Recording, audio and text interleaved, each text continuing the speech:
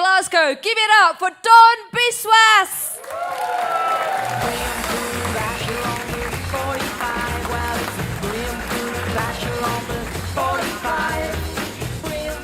How you doing, Glasgow? Are you well? My name's Don, and as you can tell from my accent, I'm not from here. I'm from Wimbledon, which is the home of tennis. Thank you very much. My mum's in the audience. Also true about me is I've got a learning difficulty called dyspraxia, which, among other things, affects my coordination. Therefore, I am terrible at sport. So as you can imagine, growing up in Wimbledon, in the mid-90s, in the home of tennis, having coordination difficulties.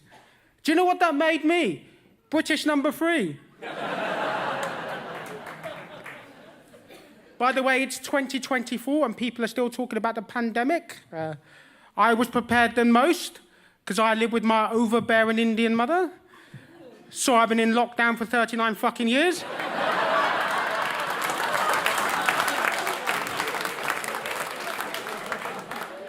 Just laugh at my pain, cheers. And now what do we have politically speaking? Unfortunately, we have Rishi Sunak, our first ever British Indian Prime Minister, or as his parents call it, still not a doctor. I'm not a fan of Rishi myself. I am a left-wing socialist comedian, but I do corporate gigs because I'm broke and I need the money. Last year, I did a corporate gig for IKEA and purposely missed out some of the punchlines to the jokes just to see how they'll fucking like it.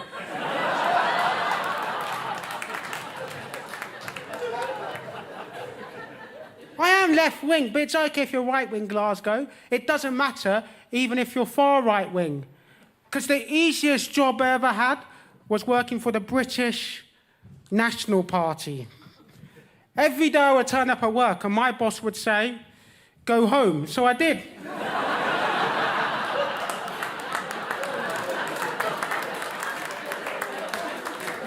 Easiest job ever, so... But ultimately, my comedy is about celebrating diversity. I think we should celebrate it wherever we can, whether it's Black History Month, Dyspraxia Awareness Week, or even National ADHD Minute.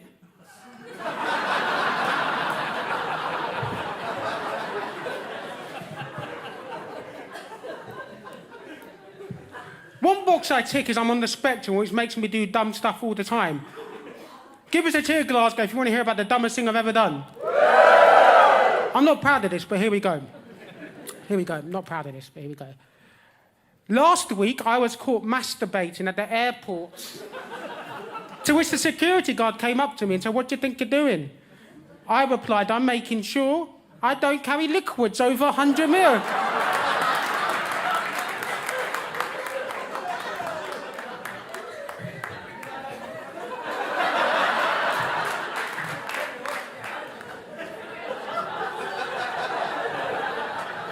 Can't believe you touched it, mate.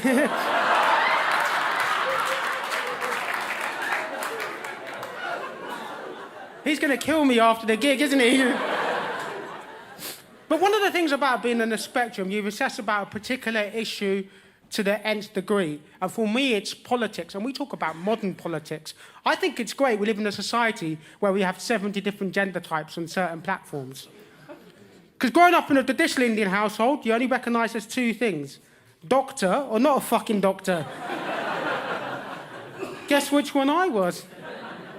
By the way, I recently came out to my parents. Unfortunately, I came out as Indian non-binary, which to their disappointment means I don't identify as a doctor or an accountant. Here's the weird thing. My proud Indian parents want me to find love at the moment. They want me to go down to the traditional Indian route, but as I said, I've got dyspraxia, which also affects my organisation. I have a habit of turning up late for events. So at best, I can offer my proud, traditional, neurotic, middle-class Indian parents is a rearranged marriage.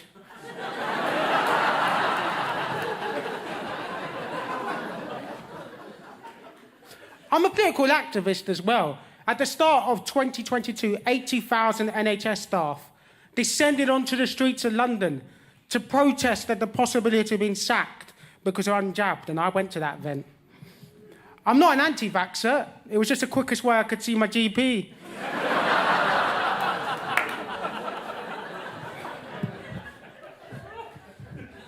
Let me tell you about my life also. I'm 39 years old and I still live with my mum. Not cool, but hopefully one day she'll move out and find her own place.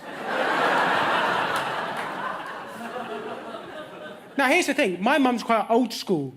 And when I mean old school, what I really mean is racist. She'll discriminate against anyone, but another bad trait she has, she likes to compete with other middle-class Indian families.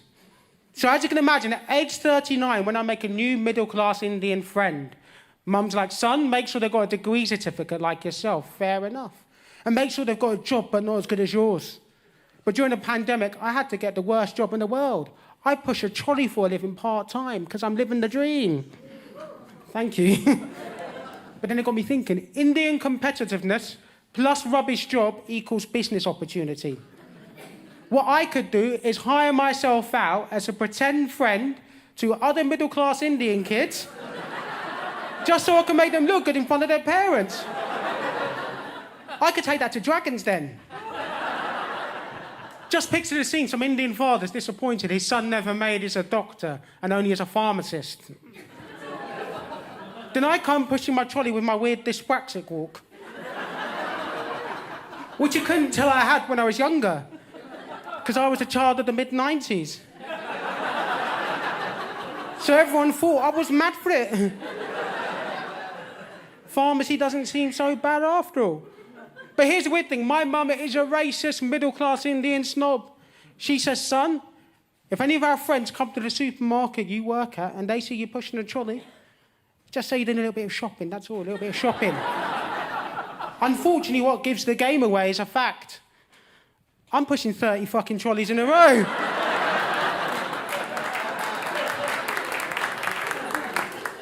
Let's get back to the politics. Is there a message to myself? I think there is. Thanks for coming out tonight. I really appreciate that.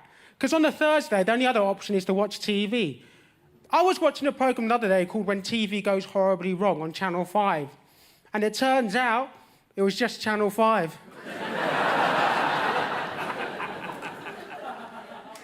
I can't talk about TV, I've got to talk about activism. Most of my activism centres around colonialism and the effect it's had on South Asian people, still to this day. What's your name, madam, there? Welcome to the show. I want to ask you this question. Do you think Churchill was racist towards Indians? Yay or nay? Yes. Correct. Churchill was racist towards Indians, fact. Because my white friend got a cheaper deal on his car insurance.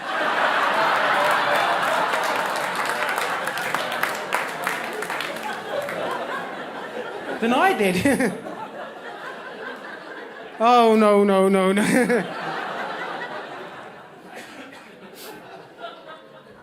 Let's talk about religion now. Religion is still a big problem in India. It still is. And my parents know that because they had to flee their village in India because of religious reasons. My parents had to do that because of religious reasons. Because everyone in that village was Sikh. And my parents were hairdressers.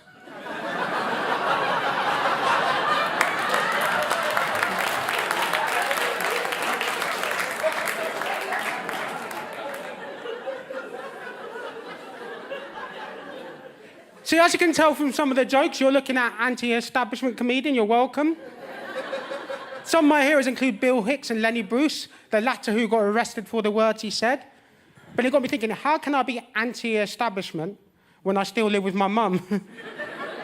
How can I say, screw the system, when I'm nearly 40 and I still have a bedtime?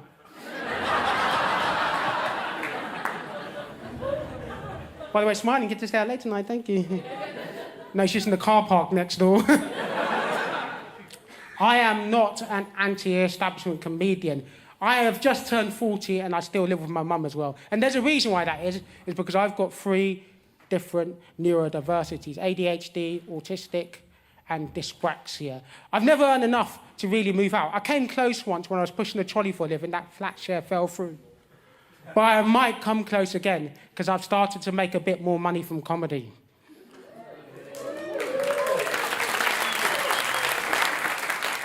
In fact, family and friends call me Scotland, because I'm trying for independence for a second time.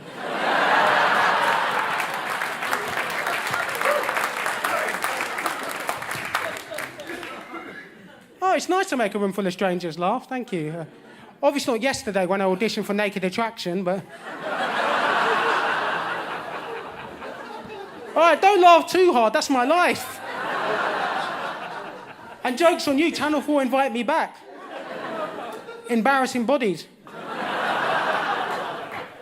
I'm going to leave with this, actually. The hardest thing about comedy for me is talking about politics. And when you talk about politics, you often divide the room. As a result, I've never played the biggest clubs on the circuit. This gig is absolutely lovely. But in return, I've never played with the biggest names on the circuit, sadly. But by judging by last week's gig at the Sri Lankan Comedy Festival, I have played with some of the longest names on the circuit. And let me tell you, that was an easy show because they announced the lineup. And then the gig finished. I've been Don Biswas. Thank you very much. Cheers.